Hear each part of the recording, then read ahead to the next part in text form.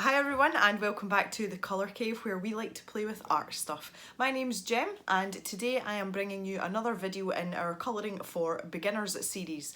And today we're actually talking about a non-essential, but it is just something that I personally found very helpful, not only as a colourist but as an artist as well. So I just want to get going. Before we get started, it is very stormy here today, it's very windy, so I apologise if you can hear a little bit of background noise. It's just the wind. Right, let's get going. And this is my swatch book. The reason that I chose this particular book was because there were a large number of pages in it. Other than that, there were no specific criteria. I mean, it's pretty, let's face it. This sort of leather thread, it's meant to wrap around the book to keep it together, but I've found over the years that it's kind of holding itself together. You know, the leather has shaped itself and it's comfortable, so all I've done is wrap it around the spine of the book just to keep it out of the way, but I can still use it as a bookmark if that's what I want. So there is no requirement for you to have a swatch book, but I wanted to share this with everyone that is new to colouring because it's something that I have found that has been really, really helpful, and it's made such a difference in terms of planning, you know, my colouring pages and one thing and another. And one thing I go on about a lot is the fact that if you plan ahead, it helps it feel less stressful, because sometimes the more complex pages can be quite overwhelming just by looking at them. So by having something like this, it helps take that anxiety away from it, which I know some of you have to deal with anyway, but also as well it tends to result in much better pictures just because you've planned it out a little bit. So I'm just going to take you through mine and you can see what I actually use it for. And I did call it the Little Book of Colour, and I started mine in November of last year. Before that, it was just loose sheets of paper I had that were kind of tucked in a folder, and the folder was cumbersome and I kept losing them, so I decided to switch over to a book. So the first section of my book is swatches of all the different mediums that I own. Now, not every single medium I own is in this book, but the majority of them that are easily to hand and sit on paper quite well.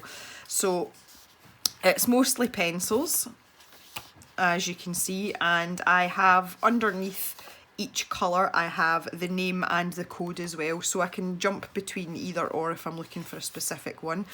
And all I have done is do that with most of my supplies. Ones that I no longer have, I have marked them as retired. So there's my polychromos. So this goes on for quite a stretch. And it's the reason that we do this is it makes it easy to pick colours out. That is the only reason, and it makes things so much quicker.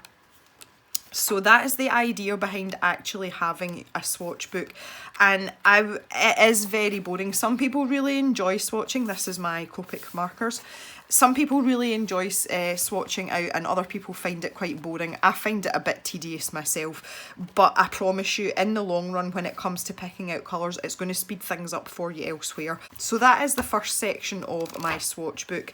The next section is a little bit more interesting, and this is colour combinations and palettes that go well together, and it's ones that I've seen and I've taken a note of because I like them. So you can see here that there is quite a sort of strange selection of colours, but they seem to work well together. So I've noted them down and I have matched them with, this looks like Prismacolors actually, just by the colours that I've picked out, light aqua, yeah. So as you go through here, you can see I have lots of different palettes, and some of these I found on Pinterest, some of them have been suggested from other places, but all I've done is take those palettes and try and find a suitable pencil in one of my sets that closely matches the colour, and I have a lot of them, and this comes in really handy if you want a themed picture or if you want to keep a limited colour palette. You can also see here as well that there are notes of certain things. For example, there I've got sets of colours for snow, and that's for Prismacolor and Polychromos pencils, so that's something that I can refer back to. So there's lots and lots of these. and this goes on for, you know, a considerable chunk of the book. So the next section is what I call my colour planning section, and this is just a chunk of the book that I use for testing things out. So if I have a picture and I want to decide what colour scheme I want to use, this is the place that I do it. So you can see I've like kind of drawn rough mushrooms and things there, and I was testing out different types of colours for ogre skin. So this is really just planning and, you know, sorting out in my head what I want to use. And you can see there, I mean, there's just a load of scribbles, but in doing that, it's handy to have it all in the one place, because if you do find something that you like while you're experimenting, you know, testing for a specific picture, you can just jot the colours down next to it, and at a later stage you can go back and pop it into this, you know, this section here where you've got all your different you know, your different themes and schemes, as it were. So I find this really handy myself, but I do tend to do this the most and then take a note of them if it turns out to be a combination that I might want to use again.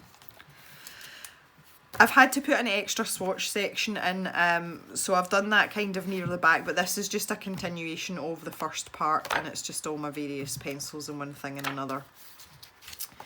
And at the very back is a list of spare pencils that I have, and I would strongly suggest this, particularly if you are starting with Prismacolor pencils, because they are quite soft and they do wear down quickly. You won't have the same replacement needs with harder pencils like Polychromos, just because they don't wear down as quickly.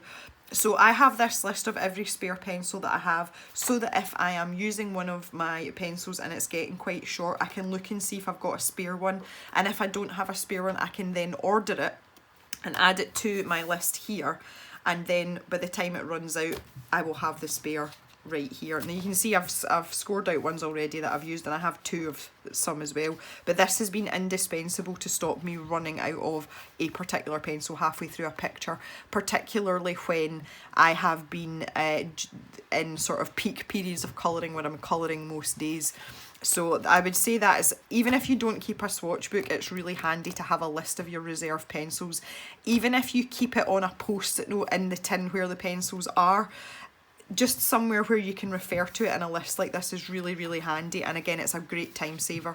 I just have a few personal details for logins and things, so I'm not going to show you that, and that's just for shopping on the internet, that sort of thing. And in this very back section here, I'm just going to move this out the way now, this just sits in the back of my swatch book, and it is colour combinations for Copic markers that have worked quite well together. So again, kind of like this mid section in my swatch book, you know, this section here where I've got these kind of things that, you know, that go well together. I've kind of done that for the Copic markers. This is marker paper. And again, it's just colour combos of pens that work well together for blending, which you tend to do with markers. So it's handy as just a reference sheet here for me to go back to anytime I'm looking for a specific set of colours. And that just lives in the back part there.